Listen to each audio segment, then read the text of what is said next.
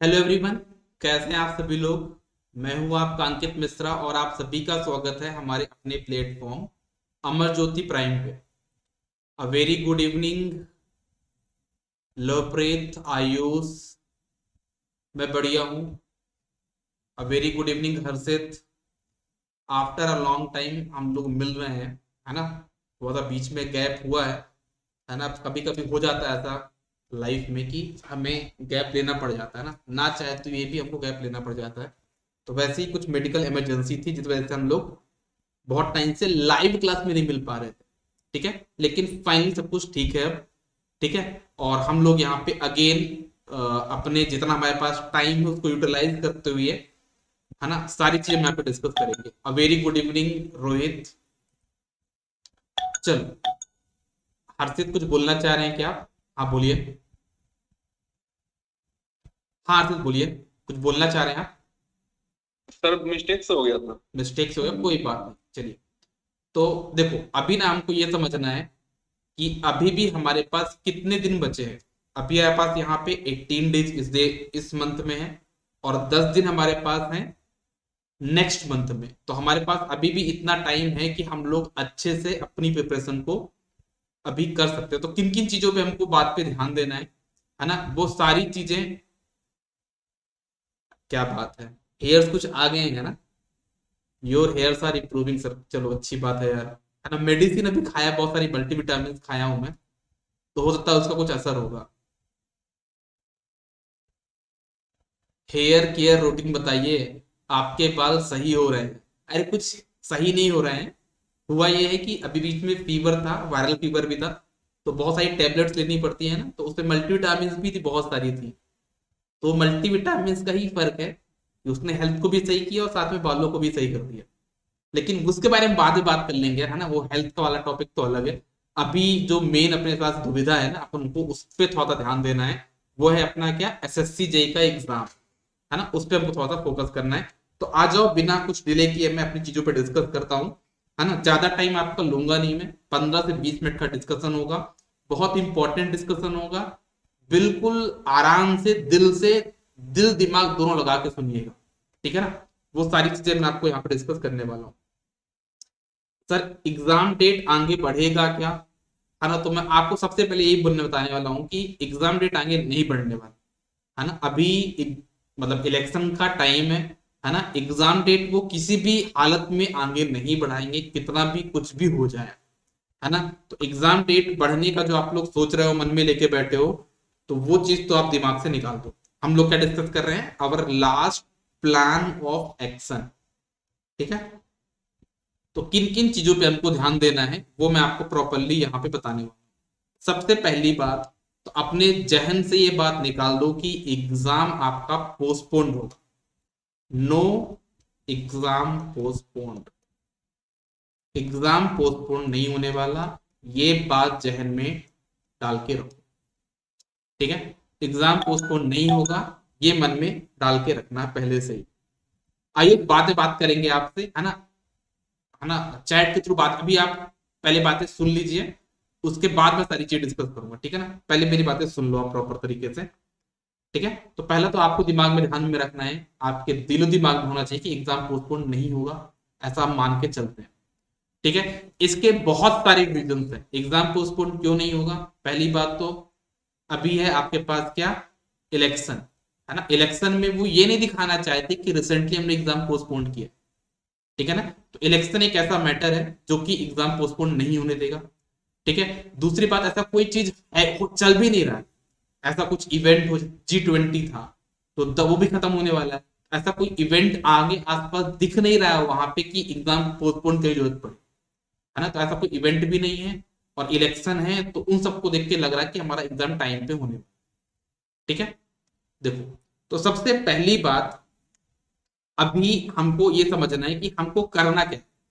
आप लोग को मैं एक बात बोलूंगा कि आप में से सभी लोग कभी ना कभी कोई ना कोई एग्जाम तो आप दिए होंगे। ठीक है, अगर आप कोई भी एग्जाम दिए हो तो उस टाइम पे मान लो आपने कोई भी इसके पहले एग्जाम दिया है, एक्स बजट कोई भी एग्जाम है, तो आप उस 2 आवर्स को, जो आपका एग्जाम का टाइम रहता है ना, उसको 2 मिनट अच्छे से सोचो कि उस 2 आवर्स के 2 आवर्स में आपको कैसी फीलिंग थी। आपको ऐसा क्या लग रहा था, है ना? मेरे साथ तो ऐसा बहुत बार हुआ कि जब मैं 2 आवर्स के पेपर में एग्जाम बैठता हूँ तो मुझे ऐसा लगता है कि यार ये क्वेश्चन तो मुझसे बना क्यों नहीं, ये क्वेश्चन मैंने पढ़ा क्यों नहीं पहले, है ना? तो आपको सबसे पहले ये थोड़ा ध्यान देना है कि उस 2 आवर्स में आपके अंदर की फीलिंग्स क्या बोलती है, जो आपने पिछले कभी भी पेपर दिया होगा, 2 आवर्स के बीच एग्जाम में बैठे होगे, प्लस आप ये मान लो कि उसके 1 डे आफ्टर, 1 डे आफ्टर मतलब एग्जाम इसके पहले जो आपने दिया होगा, कभी भी 1 मंथ पहले, 2 मंथ पहले, है ना, वो जो टाइम था और उसके एक दिन तक आपके मन में जो फीडबैक आया होगा उस पर फोकस करो। जैसे मेरे पास क्या क्या फीडबैक आते थे मैं आपको बताता हूँ। मेरे पास आता था, जैसे मैं आपको एक बताता हूँ कहानी। इस 2 आवर्स के बीच में कि मशीन का कोई टॉपिक है ना, मशीन का कोई टॉपिक है, मान लो वोल्टेज रेगुलेशन, ठीक है ना? तो मैं वोल्टेज रेगुलेशन बहुत अच्छे से पढ़ा हूँ, बहुत अच्छे से मैंने पढ़ा था, एग्जाम के पहले बहुत अच्छे से पढ़ा हूँ। लगभग इसको पढ़ने के लिए मैंने 5 से 6 दिन का टाइम दिया होगा, ठीक है? लेकिन उसका जो सबसे इंपॉर्टेंट क्वेश्चन है वो मैंने नहीं पढ़ा। मतलब मैंने पढ़ा तो 5 से 6 घंटे, पूरी स्टोरी पढ़ी, पूरी एक पॉइंट पढ़ा, सब कुछ पढ़ा, लेकिन जो फ्रैक्शनल चीजें होती है ना कि किसका वोल्टेज कितने परसेंटेज में होता है, वो चीज मैंने नहीं पढ़ी, है ना? तो मुझसे वो क्वेश्चन नहीं बना। मतलब आप समझ रहे हो ना मैं क्या बोलना चाह रहा हूँ? तो हमको सबसे पहले ये ध्यान देना है कि जो हमने एग्जाम दिया था उसमें हमारे पास कौन सी मिस्टेक थी जो हमको उस टाइम पे रियलाइज हुई, तो हमको उस पर काम करना है, ठीक है ना? तो सबसे मेन टारगेट तो आपको ये चीज पे ध्यान मतलब वर्क करना है, ठीक है ना? आप एक दिन का टाइम लीजिए प्रॉपर तरीके से और समझिए कि वो क्या क्या चीजें थी जब आपने लास्ट टाइम एग्जाम दिया और आपको उस टाइम पे मतलब फील हुआ कि हाँ मुझे ये चीज करनी चाहिए थी, मुझे चीज नहीं करनी चाहिए थी। एक चीज मुझे और पता चलता था कि यार एसएससी जेई का एग्जाम अगर है तो यूडब्ल्यू एग्जाम जो सब्जेक्ट है ना, इसको बहुत से लोग नहीं करते, इसको बहुत लोग लाइटली लेते हैं। तो कहीं ना कहीं मैंने भी एग्जाम में लाइटली लिया, तो मुझे उसका भुगतना पड़ा एग्जाम में कि अरे भाई इतना सिंपल क्वेश्चन मैंने नहीं बनाया। एग्जाम में ये मान के चलिए ना आप लोग, जैसे 100 टेक्निकल के क्वेश्चन आएंगे, 100 नॉन टेक के क्वेश्चन आएंगे। तो 100 जो टेक्निकल के क्वेश्चन होते हैं, है ना, 100 जो टेक्निकल के क्वेश्चन होते हैं, वो टेक्निकल क्वेश्चन ऐसे होते हैं कि लगभग 80 क्वेश्चन तो कोई भी कर ले, है ना? 20 क्वेश्चन टफ होते हैं ऐसा मान लेते हैं, ठीक है ना? 80 क्वेश्चन तो बिल्कुल सिंपल क्वेश्चन होते हैं, 20 क्वेश्चन टफ होते हैं। लेकिन इनमें प्रॉब्लम लोगों को क्या होती है कि लोग इसमें से टफ क्वेश्चन और इजी क्वेश्चन को आइडेंटिफाई नहीं कर पाते और दोनों को अटेम्प्ट करते चक्कर में वो सिर्फ 50 क्वेश्चन अटेम्प्ट कर पाते। वो क्या करते हैं कि वो 20 क्वेश्चन पे ज्यादा फोकस दे देते हैं, है ना? और 20 क्वेश्चन फोकस देंगे तो यहाँ से क्वेश्चन 40 क्वेश्चन कम हो गए, है ना? ये 20 क्वेश्चन बना भी लेंगे तो इधर के 40 क्वेश्चन कम हो गए। तो ये प्रॉब्लम उनके साथ जाती है ना? तो आपको पहले ये समझना होगा कि वो जो 100 क्वेश्चन थे उनमें से इजी क्वेश्चन कौन से और टफ क्वेश्चन कौन से। अगर आपने ये अच्छे से आइडेंटिफाई कर लिया तो 80 नंबर तो आपके इजिली आ जाते हैं। रही बात नॉन टेक की, तो नॉन टेक 50 आपका है रीजनिंग और 50 है आपका जनरल अवेयरनेस। तो इनको कैसे करना वो मैं अभी आपको प्रॉपर तरीके से बताऊं, ठीक है? चलो, क्वेश्चन लोगों के डाउट आ रहे हैं यहाँ पे, एक बार देख लेता हूँ। Sir network measurement UW machine पाउस्टल कर लेंगे तो इनफ रहेगा, बेस्ट प्लेस टू प्रेड क्वेश्चंस। सर मुझे ऐसा लगता है कि मैक्सिमम क्वेश्चन में मैं श्योर नहीं हूँ आंसर को लेके, और इतना कि ये टॉपिक पढ़ा भी है कि नहीं पता नहीं। Sir I am weak in network problem and 3 phase network and basic electrical electronics, how can I resolve that? Sir how to improve over attempting question in exam time. आपके सभी के डाउट पे मैं आंसर करूंगा, ठीक है? लेकिन कुछ स्ट्रेटजी, जैसे मैंने बोला कि स्ट्रेटजी पहले मैं अपने तरीके से बता देता हूं, फिर उसके बाद मैं आप सभी के डाउट पे वन बाय वन बात करूंगा कि हम कैसे इन चीजों पे काम कर सकते हैं, ठीक है ना? तो आपके जितने भी डाउट है सभी के डाउट पे मैं कमेंट करूंगा, लेकिन सबसे पहले मुझे अपनी जो स्ट्रेटजी है मुझे आपको बताने दीजिए, ठीक है? तो एक चीज आपको समझनी थी, मैंने आपको उसके बारे में बताया, ठीक है? मैंने जब एग्जाम दिया है और जितने भी लोगों ने एग्जाम दिए हैं उनसे कम्युनिकेट किया है, जितने लोगों का सिलेक्शन हुआ है ना, वो जब एग्जाम दे के आते हैं, आप ये समझो, जैसे मान लो एक एग्जाम देता हूँ मैं, एक स्टूडेंट है, मेरी स्टूडेंट है कविता प्रकाश, बहुत लोग जानते होंगे बहुत लोग नहीं जानते होंगे, ठीक है? तो इनका एसएससी जी सीपीडब्ल्यूडी में सिलेक्शन हुआ हो चुका है ऑलरेडी, वर्किंग है। तो इनका जब पेपर हुआ, पेपर जब ये दे के आए तो इनसे मैंने बात करी, कि आपको ऐसी कौन कौन सी चीजें लगी जो मिस्टेक आपको तक कि आपको इंप्रूव करना चाहिए था। तो वो मेरे पास डेटा है। ऐसे मेरे पास हजारों स्टूडेंट्स जिनसे मैंने पेपर के बाद बात करा, उनका सिलेक्शन भी हो चुका है, लेकिन मैंने उनसे पूछा कि पेपर में क्या मिस्टेक आपको लगती है कि आपने क्या नहीं किया। तो सबको ये लगता है कि सर जैसे हमने क्या किया कि कोई भी सब्जेक्ट को बहुत डिटेल में पढ़ा, सब्जेक्ट को क्या किया, बहुत डिटेल में पढ़ा, ठीक है। लेकिन हम उसमें से जो मेन टॉपिक है, जैसे आप ये समझो, है ना, कि जैसे नेटवर्क एग्जाम्पल लेता हूं मैं, नेटवर्क, तो नेटवर्क मैंने ही पढ़ाया आप लोगों को, बहुत डिटेल में पढ़ाया, लेकिन पूरे नेटवर्क में से अगर देखें कितने क्वेश्चन बनने की प्रोबेबिलिटी है, तो ऑलमोस्ट अगर हम देखें तो नेटवर्क में से टोटल 30 टॉपिक्स हैं। मैं प्रॉपर बता रहा हूं, ये 30 टॉपिक्स हैं। इन टॉपिक्स के अलावा क्वेश्चन नहीं बनेंगे। पढ़ाया कितने, अगर पूरा सब्जेक्ट देखूं मैं, पूरा सब्जेक्ट देखो, पूरा डिटेल में देखूं, तो कितने क्वेश्चन बनने की पॉसिबिलिटी है, ऑलमोस्ट लगभग 1000 क्वेश्चन बनने की प्रोबेबिलिटी। एग्जाम्पल ले रहा हूं, लेकिन मुझे पता है कि 1000 क्वेश्चन एग्जाम में नहीं बनने वाले, है ना, उन 1000 क्वेश्चन में से। लेकिन ये 30 टॉपिक्स ऐसे जहां से क्वेश्चन बनेंगे, तो मुझे इस टाइम पे क्या करना है, मुझे इनके बारे में नहीं सोचना, मुझे ना इनके बारे में, 1000 टॉपिक्स के बारे में नहीं सोचना है, मुझे सिर्फ ये 30 टॉपिक्स के बारे में सोचना है। अब ये आपको आइडेंटिफाई करना अपने नोट्स में से, प्रीवियस क्वेश्चन में से, कि वो 30 टॉपिक्स कौन कौन से नेटवर्क के हैं जिनको हमको फोकस पे ध्यान देना है। ये मैंने आपको एग्जांपल दिया नेटवर्क, है ना। हमारे पास टोटल कितने सब्जेक्ट होते हैं, टोटल हमारे पास होते हैं 6 सब्जेक्ट। अगर टेक्निकल की बात करो तो 6 सब्जेक्ट, ठीक है ना। वो भी यूडब्ल्यू ज्यादा बड़ा सब्जेक्ट नहीं है, छोटा सब्जेक्ट है वो। तो अगर मैं देखूं इसमें नेटवर्क में कितने टॉपिक्स बताए मैंने एग्जांपल के लिए, 30। मेजरमेंट में कितने टॉपिक्स है टोटल अगर मिलाता हूं मैं, तो 15 टॉपिक। मशीन में कितने टॉपिक, अगर मैं टोटल टॉपिक बात करता हूं तो 40 टॉपिक्स मशीन में, ठीक। पावर सिस्टम में कितने टॉपिक है, पावर सिस्टम बहुत बड़ा सब्जेक्ट है, लेकिन क्वेश्चन एसएससी जे बहुत सिलेक्टेड पूछे जाते हैं। आप मान के चलिए कि 15 टॉपिक्स ऐसे हैं जहां से क्वेश्चन बनते हैं, ठीक है। यूडब्ल्यू में कितने टॉपिक्स बन सकते हैं, तो यूडब्ल्यू में जो अगर बात करूं तो 10 टॉपिक्स है। एस्टिमेशन कॉस्ट में कितने टॉपिक जहां से क्वेश्चन बन सकते हैं, तो ऑलमोस्ट 5 टॉपिक्स, है ना। और इनमें से जितने भी टॉपिक में बताया, मतलब मैंने नेटवर्क के 30 टॉपिक्स बताए मैंने, तो ऐसा नहीं नेटवर्क के 30 टॉपिक्स को करने के लिए आपको बहुत टाइम चाहिए। एक टॉपिक में 15 मिनट, आप चाहो तो 15 मिनट में एक टॉपिक निपटा सकते हो। आप सोचो कितना बड़ा सिलेबस है, उसको मैंने कितने कम टॉपिक में, कितने छोटे सिलेबस में कर लिया। अब आप करते क्या हो मैं बताता हूं। अभी आपके पास लगभग 20 से 25 दिन का टाइम है, तो आप लोग करते क्या हो ना, कि आप लोग क्या करते हो, पूरा मेजरमेंट पढ़ने बैठते हो। पूरा मेजरमेंट पढ़ तो लोगे, लेकिन बाकी टॉपिक आपने छोड़ दिए। तो उससे अच्छा क्या है कि मेजरमेंट पूरा मत पढ़ो, सिर्फ 15 टॉपिक्स पढ़ो। और 15 टॉपिक्स कैसे पढ़ो, टॉपिक पढ़ो, उनके क्वेश्चंस पढ़ो और प्रीवियस क्वेश्चन पढ़ो। टॉपिक देखा कि क्या क्या चीजें होती हैं, रीजन मत देखो कि ऐसा क्यों होता है। अभी के टाइम पे ये हमारे लिए मैटर नहीं करता कि ये ऐसा क्यों होता है, हमारे लिए सिर्फ इंपॉर्टेंट क्या है, ये ऐसा होता है, दैट्स इट, ठीक है ना। वो देखना है आपको, है ना। उससे रिलेटेड क्वेश्चन देखने हैं और उसमें कैसे प्रीवियस क्वेश्चन बने वो देखना। तो ऑलमोस्ट कितने टॉपिक्स मैंने आपको टेक्निकल के बता दिए यहाँ पे, इनके मैं नाम भी आपको बता दूंगा इस सेशन में, नहीं एक प्रॉपर तरीके से पीडीएफ बता दूंगा नेटवर्क में वो कैसे, कौन से 30 टॉपिक्स है जो इंपॉर्टेंट। तो अगर देखें हम तो 30, 40, 70, 80 और 80 और 30 हो गया आपका 110, 115 टॉपिक है टोटल। 115 टॉपिक्स हैं, है ना, जिनमें को आप अच्छे से टारगेट करके एग्जाम में कर सकते हो, ठीक है। तो आपको सबसे पहले इन पे फोकस करना चाहिए, ठीक है। तो ये मैंने आपको टेक्निकल के लिए बताया।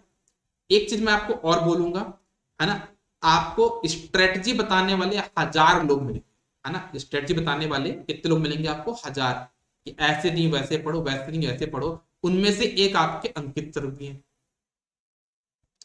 ना, एक अंकित सर हो गए, और एक है आप खुद, एक है आप खुद, आपकी खुद की प्लानिंग। तो आपको करना क्या है, इन 1000 लोगों की प्लानिंग में से आपको 998 लोगों को करना है आउट। किसी की बात नहीं सुननी, किसी की भी बात नहीं सुननी।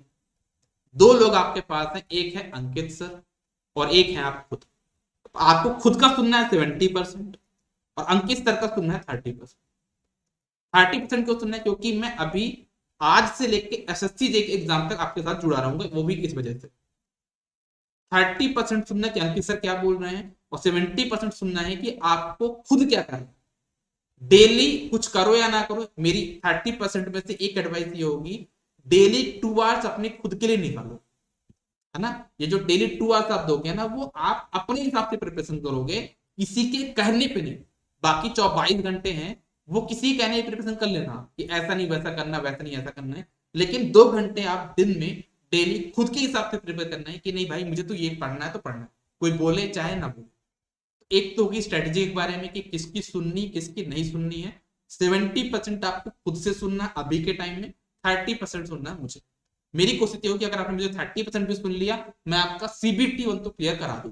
अभी मेरे पास सीबीटी 2 के लिए स्ट्रेटेजी नहीं है, सीबीटी 1 मेरे लिए मेन टारगेट है कि मैं कैसे कैसे करके आपका सीबीटी 1 निकलवा दूं। ठीक है। एक बात आती है आपके पास और कि सर रीजनिंग का क्या करें।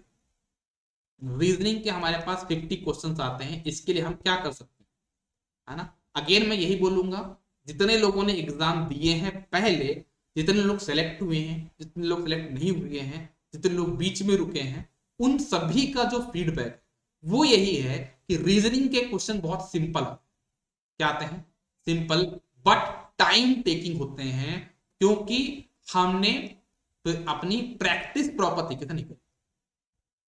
और प्रैक्टिस करी भी है तो कैसे क्वेश्चन करी है, एनालॉजी बस कर ली है ना। तो हमने मेन टॉपिक्स मतलब सिंपल सिंपल टॉपिक की हमने प्रैक्टिस कर ली, मेन टॉपिक्स की हमने प्रैक्टिस नहीं करी। तो रीजनिंग के लिए जो मेरा आपके लिए सजेशन होगा वो ये होगा कि आप सिर्फ प्रैक्टिस कर लो अभी, है ना। डेली 1 आवर आप क्वेश्चन की प्रैक्टिस कर लो। कहां से कर लो, मैं एक काम करता हूं, एसएससी के प्री वाई क्यू रीजनिंग की मैं बुक दे देता हूं आपको, उनमें से आप कोई भी क्वेश्चन उठा के प्रैक्टिस कर लिया करो। पीडीएफ है, मन करे तो सोते टाइम देख लो, कोई दिक्कत की बात नहीं है, जैसा आपको लगे उस टाइप पे देख लेना। पीडीएफ आपको क्लास के बाद में आपको दे दूं, ठीक है।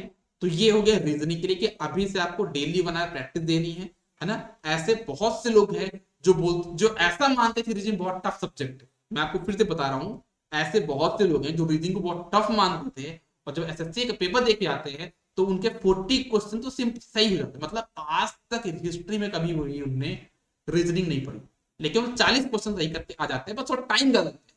तो आपको करना क्या है कि 50 में से 45 क्वेश्चन तो आप कर लोगे, बस उसमें टाइम कम देना है, ये आपको थोड़ा ध्यान देना, ठीक है ना। बात करते हैं जीएस की, जनरल साइंस की।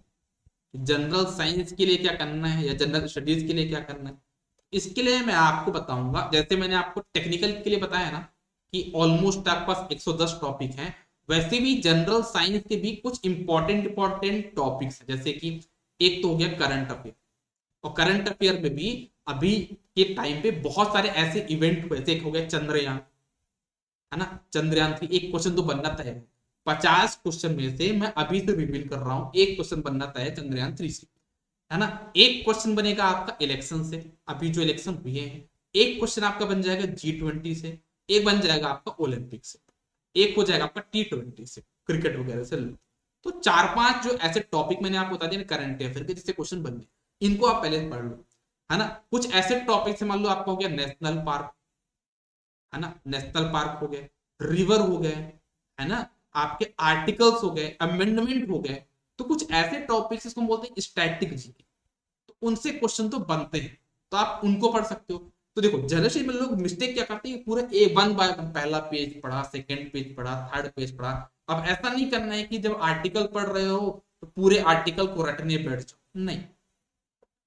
इम्पीचमेंट हो गया, फंडामेंटल राइट्स हो गए, ऐसे ऐसे आप क्या पढ़ लो, आर्टिकल पढ़, मतलब आपको सारे आर्टिकल नहीं पढ़ने हैं, अराउंड 30 आर्टिकल्स पढ़ लेने बस, ठीक है ना।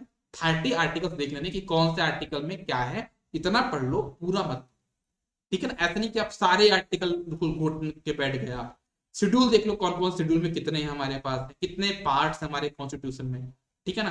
अभी एक बात चल रही है आपकी इंडिया भारत, भारत इंडिया क्या करना है उसका, उस पर चीजें चल रही हैं, तो कितने नाम चेंज हुए अभी सिटीज के, उन पे ध्यान दे दो।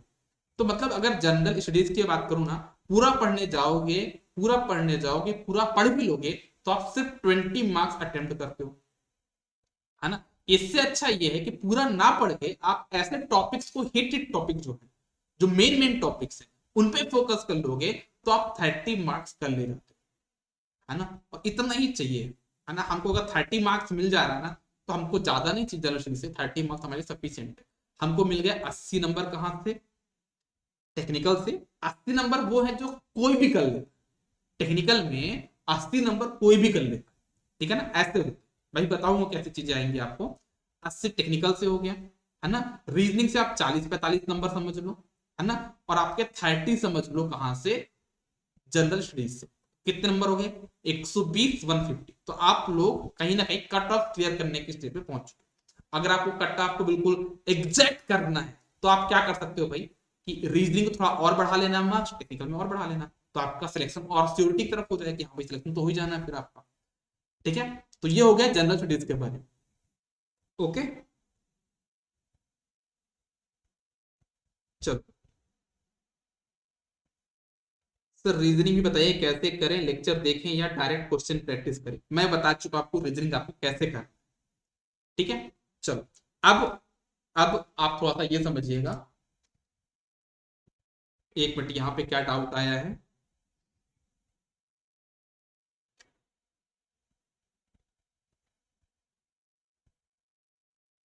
एक मिनट, लोगों के डाउट्स बहुत ज्यादा आ रहे हैं। सभी के डाउट्स को मैं आंसर करता हूँ, 2 मिनट रुक जाइएगा सभी लोग, रुक जाइए कल्पना, 2 मिनट रुक जाइए, है ना?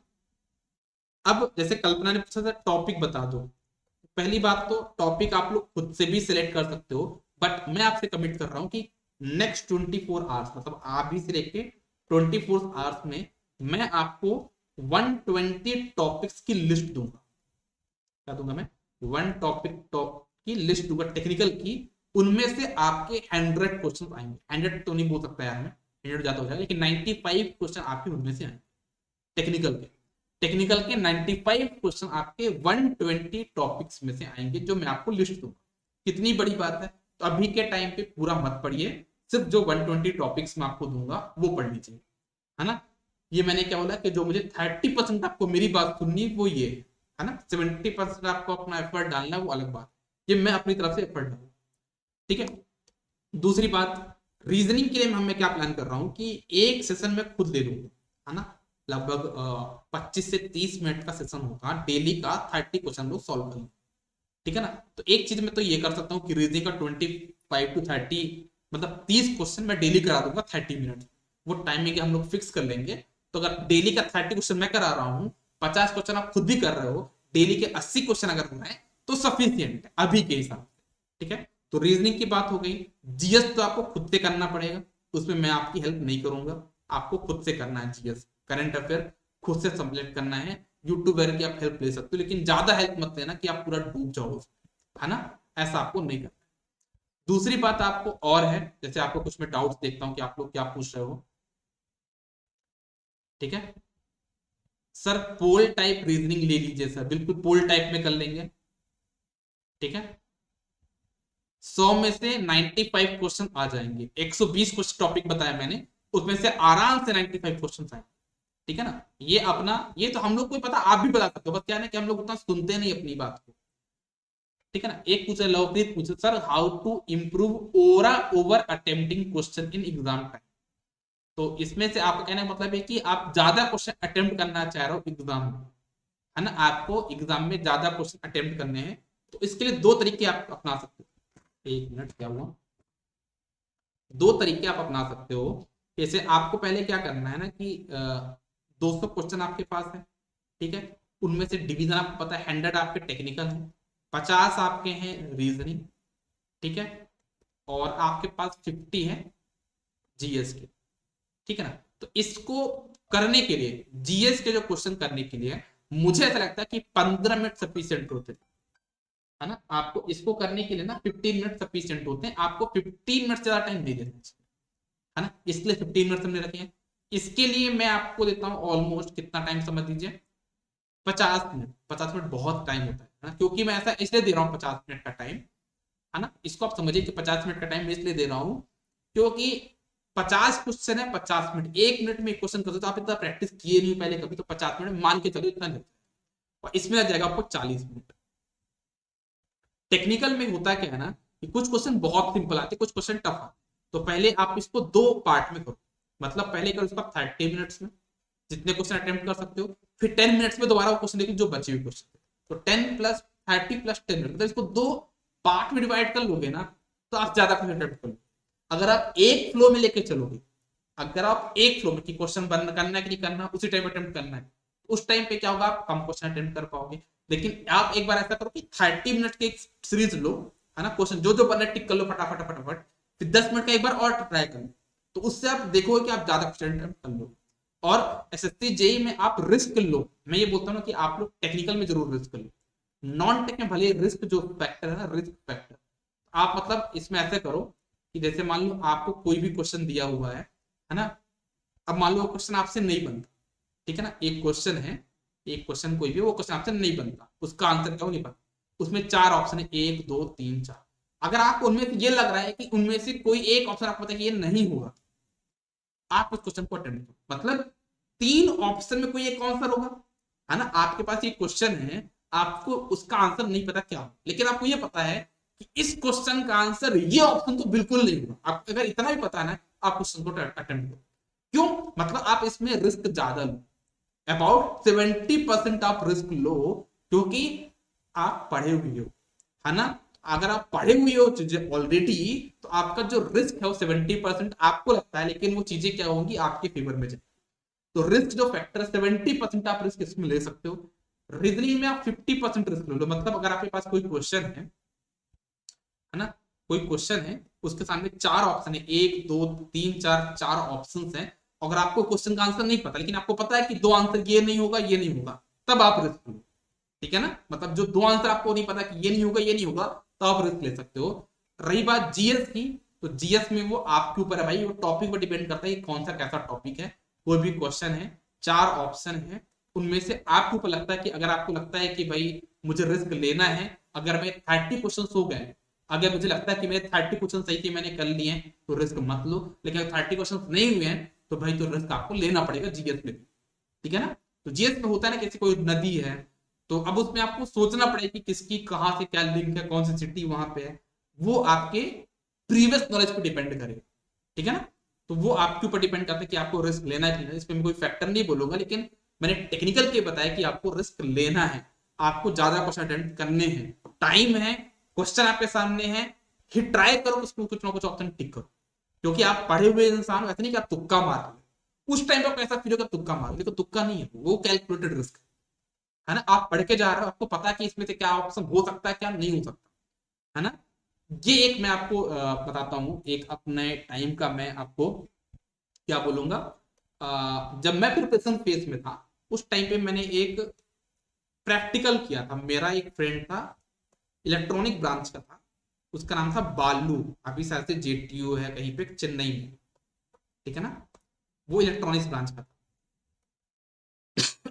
उसके साथ मैंने मतलब एक प्रैक्टिकल किया था, मैंने क्या किया था कि बालू जो मेरा फ्रेंड था, उसने मुझे 50 क्वेश्चन दिए, ये 50 क्वेश्चन है ना, ये 50 क्वेश्चन तेरे को 10 मिनट में टिक करना, ठीक है, ये 50 क्वेश्चन 10 मिनट में टिक करने हैं, और सभी ऑलमोस्ट न्यूमेरिकल थे, कुछ थ्योरेटिकल थे, तो मुझे उसमें से तुक्का मार के सॉल्व करना था, मतलब कोई भी क्वेश्चन को मुझे एग्जैक्ट सॉल्व नहीं करना, तुक्का मारना।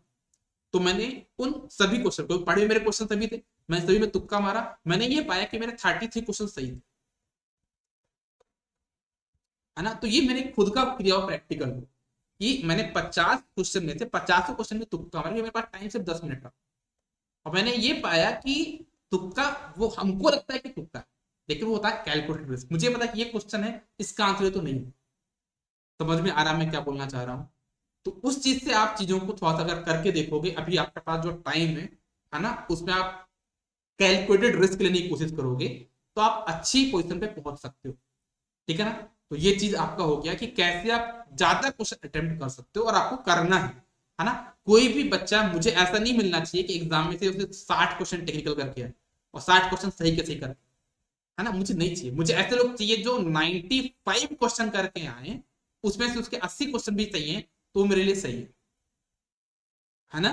तो आप ऐसा मत करना कि 60 क्वेश्चन करके आओ और 60 के 60 सही है, उससे अच्छा तो ये हो गया कि 95 क्वेश्चन क्या करके आओ, 97 अटेम्प्ट करके आओ, 80 सही है चलेगा, है ना, थोड़ा बहुत निगेटिव चलेगा, लेकिन अगर आप इतना कम करके मत, कहने का मतलब मेरा ये, ठीक है ना।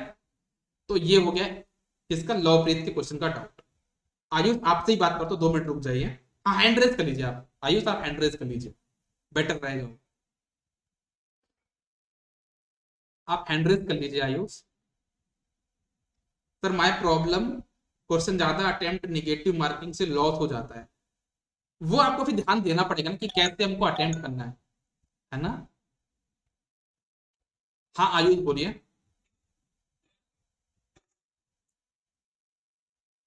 हाँ आयुष बोलिए, मेरी वॉइस आ रही है आप तक?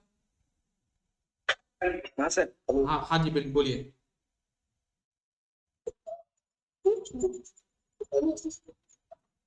आपका वॉइस नहीं आ रहा है प्रॉपर तरीके से, क्या हो गया? इंटरनेट आपका प्रॉपर नहीं है क्या? मेरी बहुत सारी है। हेलो। हाँ आ रही है आपकी वॉइस, बोलिए।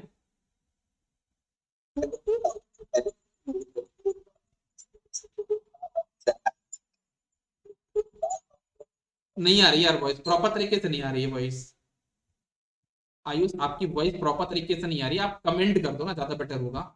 तब तक मैं दूसरों के डाउट देख लेता हूँ। सर खुद पे भरोसा नहीं है कि टॉपिक निकाल ले, मैं निकाल के दे दूंगा, वो मैंने आपको बोला। ठीक है। हर चीज बोल सर बस आपको ही सुनते हैं यूट्यूब पर, कुछ सर्च नहीं करते हम। वो तो अच्छा काम कर रहे हो कि कुछ सर्च नहीं कर रहे हो, लेकिन आपको मेरे साथ अपनी आपकी भी सुननी है ना। किशोर क्या बोल रहे हैं? किशोर क्या बोल रहे हैं? Sir I am weak in network problem and three phase network, unable to manage time. Okay, time management के लिए ना आपको जो एनालॉग वॉच है वो अपने साथ रख सकते हो, है ना। और थोड़ा सा मतलब क्या बोलते हैं ना, दो तीन चीजें ट्राई करके देख लो घर पे, जो अपना फुल टेस्ट होगा ना अभी आपका, जो मॉक टेस्ट मैं आपको प्रोवाइड करूंगा, दो तीन मॉक टेस्ट तो मैं आपको प्रोवाइड करूंगा, उसमें से आप करके देखना कि पहले रीजनिंग अटेम्प्ट करके देख लो, पहले जीएस अटेम्प्ट करके देख लो, पहले टेक्निकल 50% कर लो, फिर उसको ऐसे अटेम्प्ट कर लो, तो ऐसे करके ट्राई करके देख सकते हो। ठीक है ना। जनरली टाइम मैनेज तब नहीं होता है जब टेक्निकल में आप किसी ऐसे क्वेश्चन में फंस जाते हो जो आपको लगता है कि आपसे बन जाएगा, और आपसे बन भी जाता है, लेकिन उस फीलिंग में आप ज्यादा टाइम दे जाते हो, है ना। कुछ चीजों को लीव करना भी सीखना हमको एग्जाम में, है ना। हमको सारी चीजें नहीं पकड़नी, हमको ज्यादा चीजें पकड़नी, है ना। हमको सारी चीजें नहीं पकड़नी, इस चीजों को डिफरेंस समझो। हमको सब कुछ नहीं पकड़ना है ना। हमारे पास 200 चीजें हैं, 200 चीजों को हमको नहीं पकड़ना है, हमको सिर्फ 150 चीजों को पकड़ना है। ठीक है ना। तो वैसे टेक्निकल में कुछ ऐसे क्वेश्चन तो होंगे, मान लो कोई ट्रांजिट क्वेश्चन आता है, आप तो बहुत से बनता है ट्रांजिट नेटवर्क का, तो ऐसा मत करना कि आप ट्रांजिएंट को इतना ध्यान, मतलब क्वेश्चन आपका फेवरेट टॉपिक है तो लग गया सॉल्व करने के लिए 1 घंटे के लिए, ऐसा मत। ठीक है। आयुष का क्या है? सर मुझे दो डाउट हैं, पहला कि इस तरह तो बार बार एग्जाम आएंगे तो बार बार अलग अलग स्ट्रेटजी बनाएंगे तो कहीं एग्जाम भी ना निकले और सिलेबस भी अच्छे से कंप्लीट ना हो, ऐसा डर है। सेकेंडली सर की अलग अलग स्टूडेंट का अलग अलग लेवल है प्रिपरेशन में, तो किसको ये करना चाहिए और किसको कंटिन्यू करना चाहिए? देखो अभी के टाइम पे आयुष, मैं ये किसी को भी सजेस्ट नहीं करूंगा कि आप पूरा सब्जेक्ट पढ़ो, ठीक है ना, क्योंकि आप पूरा सब्जेक्ट पढ़ने जाओगे आप सिर्फ एक सब्जेक्ट ही कर पाओ। ठीक है ना। अभी के लिए आप ये समझो कि ऐसे एसएससी जे के एग्जाम में ऐसा कोई भी टेक्निकल का टफ क्वेश्चन नहीं आता है कि मतलब अभी आप उसको प्रिपेयर नहीं कर सकते हो। हर एक क्वेश्चन जो मैंने बोले 120 जो टॉपिक्स मैंने बताए हैं, उनमें से हर एक टॉपिक एक फ्रेशर वाला बच्चा पढ़ सकता है। ऐसा कोई भी टॉपिक नहीं है कि उसको बहुत ज्यादा डिटेल में पढ़ना है ना।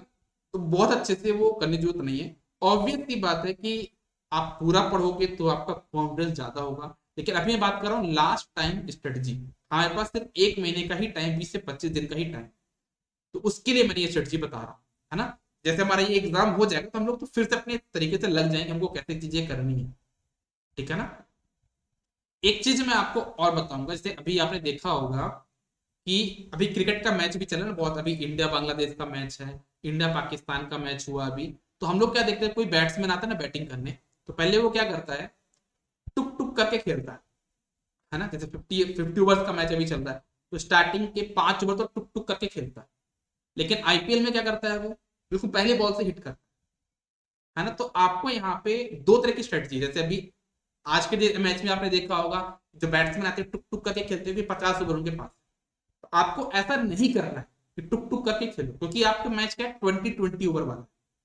तो आपको पहले ओवर से आके हिट मारना है ना। अपने पहले क्वेश्चन में ही इतना कम टाइम देना है। ऐसा नहीं करना कि पहले क्वेश्चन में ज्यादा टाइम दे दिया और लास्ट वाले क्वेश्चन में कम टाइम दिया, ऐसा नहीं करना। जो आज के मैच में देखा वो नहीं करना। आपको क्या करना है, 20-20 आईपीएल वाली स्ट्रेटजी अप्लाई करनी है। पहले क्वेश्चन को देखा, उसी को हिट किया तुरंत, मतलब कम टाइम देना, है ना। उसके लिए आप क्या कर सकते हो, है ना, मतलब कि एग्जाम के 2-3 दिन पहले अच्छी खासी प्रैक्टिस, मतलब वार्म अप। आप ऐसा समझो ना कि कोई भी जिम करने जाता है, कोई भी बैटिंग करने आता है, तो पहले वार्म अप कर लेता है, जिससे उसको पहले मतलब बैट घुमाने में दिक्कत ना जाए। तो वैसे ही आप एग्जाम के कुछ दिन पहले वार्म अप कर लो, क्वेश्चन प्रैक्टिस करने की, मतलब क्वेश्चन सॉल्व करने की। तो पहला क्वेश्चन आपको दिखाई दे, ये मैंने पाया है ना, ये मैंने अपने अंदर भी कमी पाई है और बहुत से लोगों के अंदर कमी पाई है, कि जब उनके सामने 100 क्वेश्चन टेक्निकल के, वो स्टार्टिंग के जो 10 क्वेश्चन सॉल्व करते हैं ना, उसमें एक क्वेश्चन को 1 मिनट देते हैं। समझ में आई बात मैं क्या बोलना चाह रहा हूँ, है ना। ये सभी लोग करते हो, ये गलती मैं भी करता हूँ। पहले क्वेश्चन को पता नहीं हमारे क्या किया, इतना अच्छे से पढ़ते हैं पूरा, ये ऐसा क्यों होता है, इंग्लिश में पढ़ लिया, उसका आंसर मुझे पता है, चार ऑप्शन मुझे दिख भी गया, लेकिन मैं तब भी कर रहा हूँ इसका आंसर क्या होता है। तो मैं हिंदी में पढ़ता हूँ, कितने नंबर का क्वेश्चन है, क्या है, मैं इसमें ज्यादा टाइम वेस्ट कर देता हूँ। जब मैंने क्वेश्चन पढ़ा, मुझे समझ में आया इसका आंसर ये होगा, आंसर दिख रहा है, तुरंत टिक करके आगे बढ़ो, है ना। मुझे पहले क्वेश्चन में उतना ही टाइम देना जितना मुझे 100 वाले क्वेश्चन में टाइम देना। तो ये हमारे लिए एक इंपॉर्टेंट टास्क रहेगा टाइम मैनेजमेंट के लिए, ठीक है ना किशोर। तो आपने जो पूछा था शायद से, sir I am unable to manage time, तो उसके लिए मैंने बताया कि आप कैसे टाइम मैनेज कर सकते हो। और उस पे चीजें करने के लिए आप मॉक टेस्ट, है ना, मॉक टेस्ट में आपको प्रोवाइड करूंगा। और मॉक टेस्ट में आपको जानबूझ के सिंपल प्रोवाइड करूंगा। क्यों कराऊंगा, क्योंकि मेरा टास्क है मॉक टेस्ट देने का, कि आप टाइम मैनेज करना सीख जाओ और आपका कॉन्फिडेंस बढ़े। मैं ये नहीं चाहता हूं कि मैं टफ टफ क्वेश्चन बिल्कुल हजार, मतलब ऐसे क्वेश्चन पर टफ कर दूं कि हमारा नाम हो जाए कि अंकित सर ने क्या मुझे प्राइम पे क्या क्वेश्चन बनाए, मुझे वो नहीं चाहिए। मुझे ये चाहिए कि आप लोग एग्जाम टाइम पे आपका कॉन्फिडेंस इंक्रीज हो और आपका टाइम मैनेजमेंट सही हो जाए, ठीक है ना।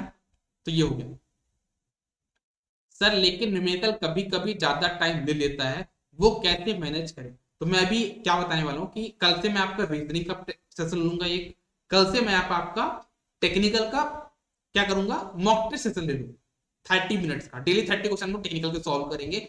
उसमें मैं 2-4 क्वेश्चन ऐसे रखूंगा, न्यूमेरिकल रखूंगा, और मैं उसको पूरा सॉल्व नहीं करूंगा, और मैं आपके सामने तुक्का लगा दिखा दूंगा कि कैसे इसका आंसर क्या हो। मतलब चीजों को मतलब क्या करो, उसको अप्रोक्सीमेट करो।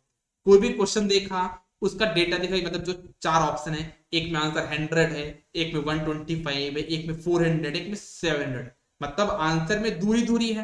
तो आप चीजों को मतलब करो, उसको अप्रोक्सीमेट करो। अप्रोक्सीमेट मतलब कैसा, अप्रोक्सीमेट मतलब ऐसे कि जैसे मान लो आपको करना है 100/4 पाई, ठीक है ना। समझ में आया मैं क्या बोलने वाला, आपको करना है 100/4 पाई। अब ऐसे मत करना कि 100/4 कितना 25 3.14 पूरा सॉल्व कर, नहीं। आप देखो आपके सामने ऑप्शन क्या है, मान लो, है ना, कितना आएगा आंसर, इस पर जो भी आएगा मैं नहीं देखना चाहता कितना आएगा, मेरे पास सॉल्व नहीं करना चाह रहा हूं मैं, मुझे आंसर देखना है। एक का दिया आंसर 100, एक का दिया आपका 50, एक का दिया आंसर 20, है ना। अब आंसर डी मेरा आंसर होगा ना, मैं सॉल्व किया क्या इस क्वेश्चन को, मुझे नहीं पता इसका आंसर क्या है। समझ में आ रहा मैं क्या बोल, 100/4 भाई, मुझे नहीं पता आंसर क्या है, लेकिन मुझे इतना पता है कि ये तो नहीं हो सकता भाई, क्योंकि 100 यहाँ पे 100 तो आंसर नहीं होगा, 50 भी नहीं होगा, 20 भी नहीं होगा, 20 का 18 भी नहीं होगा, 15 भी नहीं होगा, इवन 12 भी नहीं होगा, 10 भी नहीं होगा। ये देखो इतना हम जल्दी बोल पा रहे हैं। तो हमको क्या करना है ना, ये स्ट्रेटजी को फॉलो कर, अप्रोक्सीमेशन। जो हम लोग कोई भी कैलकुलेशन करते हैं ना, तो कैलकुलेशन करने में को टाइम कम लगेगा, उसके लिए एक स्ट्रेटजी को फॉलो करना है, वो क्या है, अप्रोक्सीमेशन। अगर आप अप्रोक्सीमेट करोगे, 3 को आप क्या मान लो, 3.1 को 3 मान लो, है ना, अब फिर सॉल्व कर दो, ठीक है ना। तो इस तरीके करके आप चीजों को बहुत अच्छे तरीके से सॉल्व कर सकते। समझ में आई बात। ये मैंने आपको न्यूमेरिकल वाले, जब कभी अगर आपको न्यूमेरिकल में ज्यादा टाइम लगता है, तो उसमें अप्रोक्सीमेशन लेके काम करो। सर मेरा फर्स्ट वाला डाउट बता दीजिए, हर्षित का फर्स्ट वाला डाउट क्या था, एक बार मैं देखता हूँ। सर अच्छा, हेयर केयर वाला तो आपका दूसरा चीज है यार वो, sir network measurement UEE machine पाउस्टर कर लेंगे तो इनफ रहेगा, बेस्ट प्लेस टू। ठीक है, नेटवर्क मेजरमेंट UEE मशीन आपने पूरा तो कर लिया, क्या बचा? कुछ भी तो नहीं बचा। आपने क्या बोल रहे हो कि इतना कर लिया? पूरा तो सब्जेक्ट कर लिया आपने, नेटवर्क कर लिया, एनालॉग बस तो बचा आपका। और एनालॉग का मैं बताता हूँ ना आपको, एनालॉग का मैंने आपको कराया है क्या, प्रैक्टिस, सॉरी वो जो शॉर्ट नोट्स। 3 घंटे का लेक्चर दूंगा मैं आपको, 3 घंटे का मैं लेक्चर दूंगा एनालॉग का, बस उतना देख लें। ठीक है ना? ठीक है, एनालॉग का 3 घंटे का मैं आपको सेशन दूंगा, उतना देख लेना। पीमेट क्या होता है, एन में क्या होता है, बीजेटी में क्या होता है ना, और आपका ओपेप में क्या होता है, ये सारी चीज मैं आपको सब बता दूं। Sir for numericals take special classes subject wise and provide some formula bank. Kishore मैंने आपको ऑलरेडी प्रोवाइड करके रखा है, कौन सा, रिवीजन बूस्टर कोर्स, है ना। रिवीजन बूस्टर कोर्स में देखना, उसमें मैंने आपको सब्जेक्ट वाइज कह दिया फॉर्मूला बैंक, मतलब उसमें शॉर्ट नोट्स हैं, तो वो भी आप देख सकते हो। ठीक है ना, वो भी बहुत इफेक्टिव है। सर सभी सब्जेक्ट का रिवीजन बचा बचा है और क्वेश्चन प्रैक्टिस भी करना है। एक चीज तो मैं आपको बोलूंगा, जो मैंने रिवीजन बूस्टर वाला मेरा कोर्स है ना, तो वो तो आप लोग को, बहुत लोगों को फ्री में मिल गया होगा, बहुत लोगों का अवेलेबल है। ठीक है, और बहुत लोगों को परचेस करना भी पड़ सकता है, तो वो क्या करें, उस कोर्स को एक बार जरूर देखें, है ना। तो वो चीज जरूर इंपॉर्टेंट है आपके लिए। सर हम एग्जाम के टाइम नर्वस हो जाते हैं, क्या करें? देखो यार, ये समझो कि ऐसा तो नहीं है कि एसएससी जे में जो मेरी जो मेंटेलिटी है ना, रिलैक्स रहो। रिलैक्स यानी कि एक चीज ये है कि हम जो एग्जाम दे रहे हैं, कोई बड़ा एग्जाम नहीं है। ठीक है ना, मैं आपसे क्या बोल रहा हूँ कि, है ना, हम लोगों को, मैं आप सभी लोग को बोल रहा हूँ कि एसएससी जी इतना बड़ा एग्जाम है। आप लोग मैंने बहुत बड़ा कि भाई ये बहुत टाइम बाद हो रहा है, नहीं हुआ तो क्या होगा, ऐसा कुछ नहीं। हजार अपॉर्चुनिटी आपके सामने मिलेगी आगे लाइफ में, है ना। तो एग्जाम टाइम पे ये सोच के रखना, हमारे पास और भी ऑप्शन है। मैं आपको गाइड कर रहा हूँ कि अगर आपकी लाइफ में कुछ भी सिलेक्शन नहीं हुआ, मैं आपको ऐसी जॉब दिला दूंगा, 50-60 हजार रुपए इतना एसएससी में सैलरी मिलने वाली है, आपको मिल जाएगा, अपना पेट खर्चा काट लोगे। ठीक है, तो उतनी इंपॉर्टेंट, इतना आप लोग मन में ध्यान में रखना, एग्जाम टाइम में नहीं हुआ, हमको रिलैक्स रहना है। नहीं हुआ तो जितनी एसएससी से सैलरी मिलेगी उतना अंक की सब कहीं ना कहीं लगा दें। ठीक है, तो वो चीज भी हो गई। Sir 2 classes will be very effective, reasoning and technical mock, tech mock, तो वो मैं आपको डेली कराऊंगा, कल से डेली तक, जब तक आपका एग्जाम नहीं हो जाता तब से रीजनिंग का एक सेशन होगा, और एक सेशन आपका टेक्निकल का होगा। ये 2 सेशन होंगे, साथ में और भी मैं कुछ प्लान करूंगा, वो भी आपको प्रोवाइड करूंगा, लेकिन 2 क्लासेस कल से होंगी डेली। हाँ, डीसी मशीन में करा दूंगा, डीसी मशीन में करा दूंगा, कल से एक क्लास आपका डीसी मशीन का रहेगा और बाकी 2 सेशन ये रहेंगे। ठीक है, तो फिर लगा दीजिए अभी भी प्लीज हम लोग को सरकारी 50 हजार का। पहले एसएससी ट्राई तो करिए। ये मैंने क्या बोला, ये चीज आपको कब सोचनी है, जब आप एग्जाम टाइम में नर्वस हो, क्या होगा क्या होगा क्या होगा फ्यूचर में, मैं उसके लिए बोल रहा हूँ, अभी के ना बोल रहा हूँ कि आप अभी रिलैक्स हो जाओ। अभी रिलैक्स मत हो, अभी आप नर्वस होकर पढ़ाई करो बिल्कुल, है ना। एग्जाम टाइम पे ये चीज ध्यान में रखना, जहन में रखना कि कुछ नहीं हो तो अंकित सर तो हम कुछ ना कुछ करेंगे। ठीक है, ओके। और किसी के कोई डाउट बचे हो तो बताओ, बोलो, देख लेता हूं मैं। अर्पिता आप मुझे कॉल कर लीजिएगा, आपके डाउट्स बहुत सारे हैं, है ना। आप मुझे कॉल कर लीजिएगा, मैं आपको कॉल में डाउट बता पाऊंगा, इतने सारे डाउट्स में अभी नहीं पढ़ पाऊंगा, है ना। और आप भी इतना टाइप मत करिए, है ना, इतना टाइप मत करिए कि बहुत ज्यादा टाइप कर रहे हैं। ठीक है, ओके ओके। और कुछ, नेगेटिव मार्किंग से लॉस हो जाता है, तो उसका मैं क्या बोलूंगा कि नेगेटिव मार्किंग से लॉस होता है तो नेगेटिव मार्किंग ऐसे ज्यादा नहीं करना है ना। रिस्क लेना है, लेकिन कैलकुलेटेड रिस्क लेना है, तो नेगेटिव ज्यादा नहीं होगा। प्रैक्टिस करो तो उससे ही चीजें इंप्रूव होंगी और भी। सर हमको किसी किसी बच्चे का डाउट नहीं दिख रहा।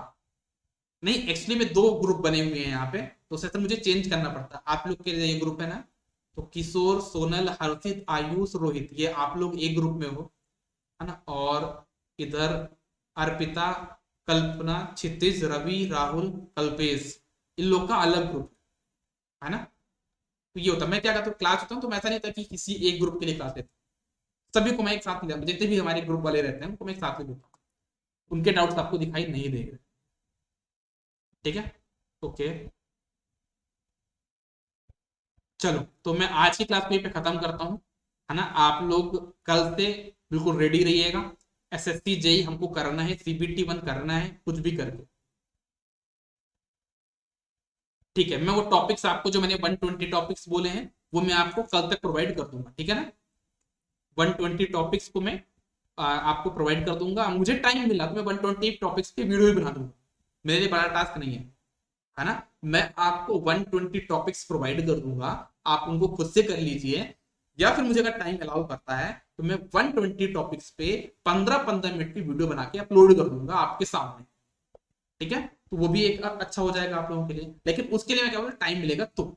अभी क्योंकि मेरे पास ऑलरेडी 2-3 चीजें हैं प्लान में, मुझे उन पे एग्जीक्यूट करना है, तो पहले मैं तो आपको 120 टॉपिक्स प्रोवाइड करूंगा, तो आप खुद से कोशिश करिए कि हो जाए, नहीं होगा तो मैं हूं आपको धक्का लगाने के लिए पीछे से। ठीक है, चलो मिलते हैं कल की क्लास में। आज स्मार्ट लग रहे हैं, अरे मेरा वेट लॉस हो गया, देख नहीं रहे आप लोग, मेरा वेट लॉस हो गया, आप बोल रहे स्मार्ट लग रहे हैं। हम्म, चलो, वेट लॉस हुआ जिम करके नहीं, है ना, वो फीवर से वेट लॉस। चलो, तो मिलते हैं नेक्स्ट क्लास में, कल से बिल्कुल धूम मचाते हैं हम लोग। ठीक है, कल से धूम मचाते हैं। चलो, good day, all the best, take care, bye bye.